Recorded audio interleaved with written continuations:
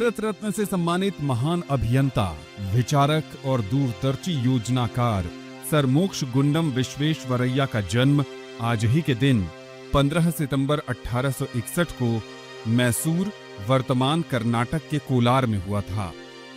Engineering के क्षेत्र में इनके अभूतपूर्व योगदान के लिए आज का दिन भारत में इंजीनियरिंग डे के रूप में मनाया जाता है।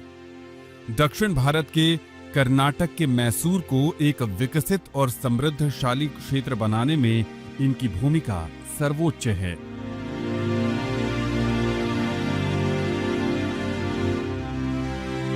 देश के कृष्णानगर बांध, Bhadravati iron and steel works, Mysore sandal oil and soap factory, Mysore विश्वविद्यालय, बैंक ऑफ मैसूर समेत कई महान उपलब्धियां सर एम.बी. के नाम हैं। ये तमाम उपलब्धियां उस समय की हैं जब हम आजाद भी नहीं हुए थे। भारतीय किसानों के हित में उन्होंने कई बड़े काम किए। सिंचाई विधि को नए तरीके से दुरुस्त व्यवस्थाओं के तौर पर विकसित किया। इसके लिए इन्होंने उस समय के मौजूदा सरकार के साथ मिलकर एक समिति बनाई और एक नए ब्लॉक सिस्टम को इजाद किया। नदी के पानी को नियंत्रित करने के लिए स्लुइस गेट जैसी तकनीक का आविष्कार किया। इस तकनीक की प्रशंसा ब्रिटिश अधिकारियों ने भी जमकर की थी। आज ये प्रणाली पूरे विश्व में प्रयोग की जाती है। राज्य हित में विश्वेश्वरैया ने सरकार को इकोनॉमिक कॉन्फ्रेंस के गठन का सुझाव दिया। कृष्णा सागर बांध के निर्माण के समय देश में सीमेंट नहीं बनता था। बांध बनाने के लिए इंजीनियरों ने इनके नेतृत्व में मोर्टार तैयार किए जो सीमेंट से ज्यादा मजबूत था।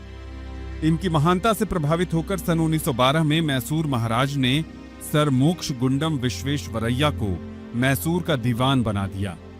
दीवान बनते ही इन्होंने सबसे पहले अशिक्षा पर जोरदार प्रहार किया, जिसके कारण राज्यों में स्कूलों की संख्या बढ़कर 10,000 से अधिक हो गई और विद्यार्थियों की संख्या 3,50,000 को पार कर गई।